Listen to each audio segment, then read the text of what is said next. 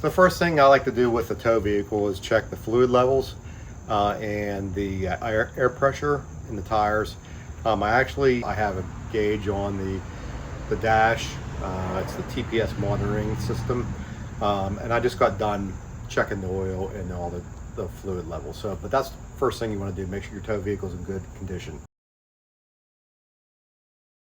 So the next thing I like to do is load the tools up. A little Ryobi tool case, because I have so many Ryobi power tools. So I have a driver drill in here, a couple fans, a tire inflator, and a radio. A case that I keep extra batteries in, and I have a couple chargers inside our travel trailer. This tool I have is one I just used to change the batteries on our keyless entry. If you don't need the power of a full-size drill driver, this is really handy. It keeps all the bits inside here, and there's some smaller bits inside here, and it's just a little battery operated screwdriver for light duty jobs. Outdoor camping related stuff. I have a knife. It's a little rusty. It's a Condor utility shovel. It has some attachments to it. It has a fire starter, has a little saw, little knife blade. It's not too short, but it'll do the job if you need it. Saw. Lighting is important. I have this Ryobi. It's just a LED light, and I use this to lower and raise our scissor jacks. It's very handy. Instead of hand cranking it, this does a very good job.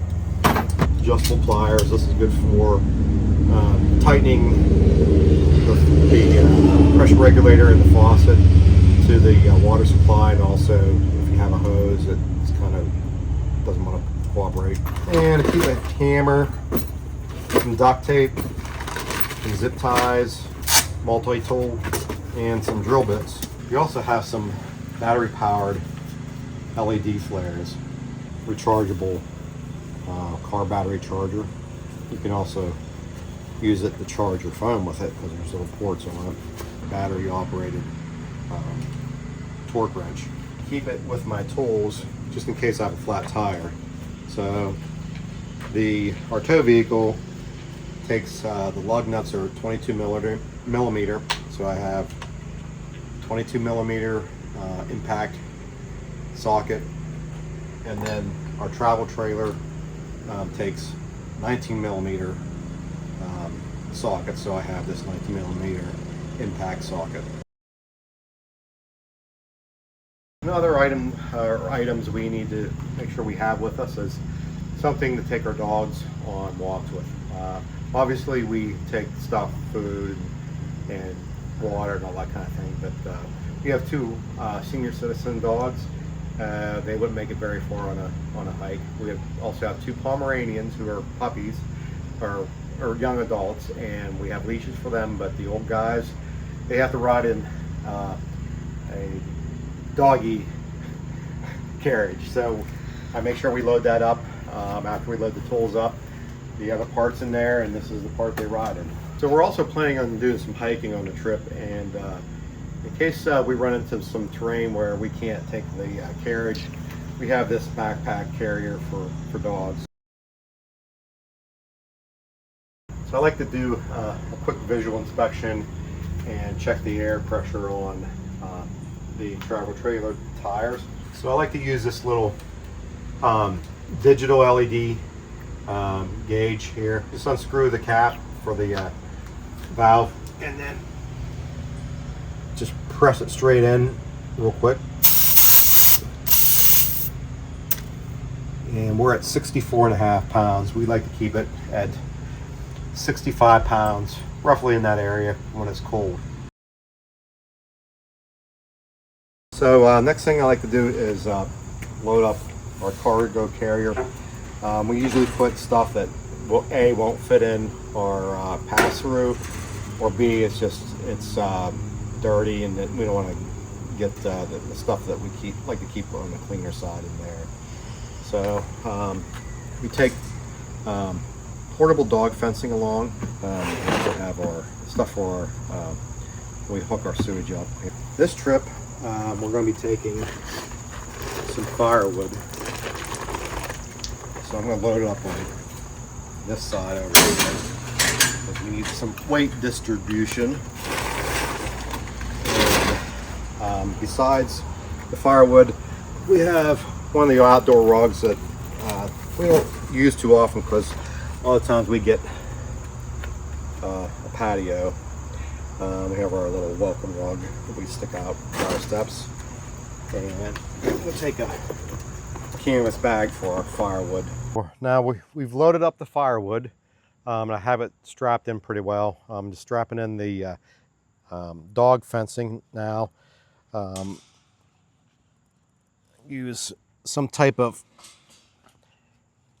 tension related straps. This is a ratcheting strap for these. I want to make sure they're in there secure.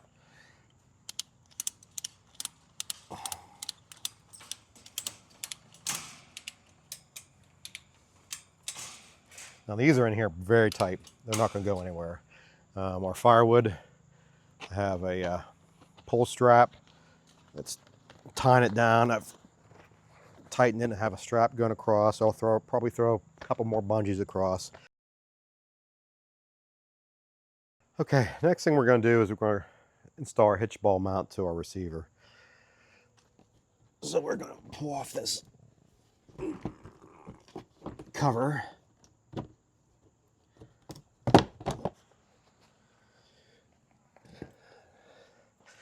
All right, this slides in here, and then what I like to do is take our locking pin, put it in the receiver, the hole for the receiver, slide until I feel an opening. And then I know it's secure because it went through the hole of the hitch ball mount. And then we'll put our lock on. And this is locked, this is secure. It's not going to come off during transport, and it'll protect it from theft. And these just slide into the hole, and we use a pin.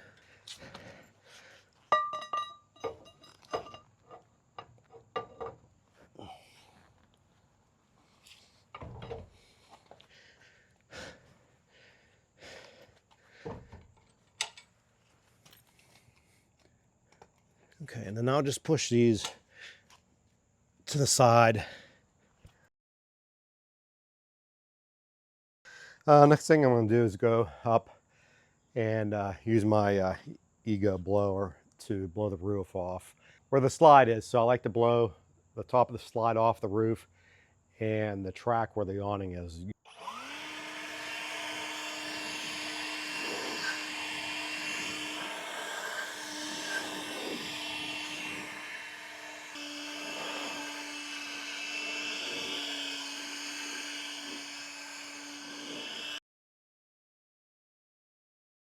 All right, I'm going to use our Ryobi power ratchet to retract the stabilizer jacks and our scissor jacks.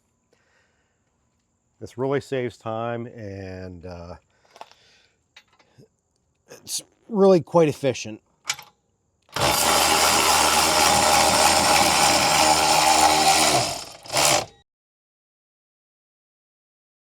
So we're getting ready to go on a camping trip to Williamsport, PA, and came out to start getting things ready, loading the vehicle up, and we noticed that our lock, it's a keyless entry lock, the battery was going dead. So I'll go ahead and change that out right now. We're going to use a little cordless screwdriver.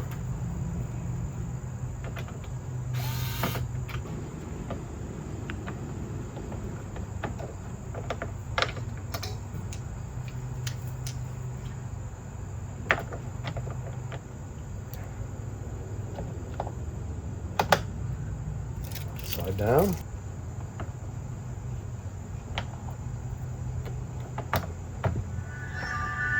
Welcome to RV Lock. Slide the cover back on, put the screws right back in.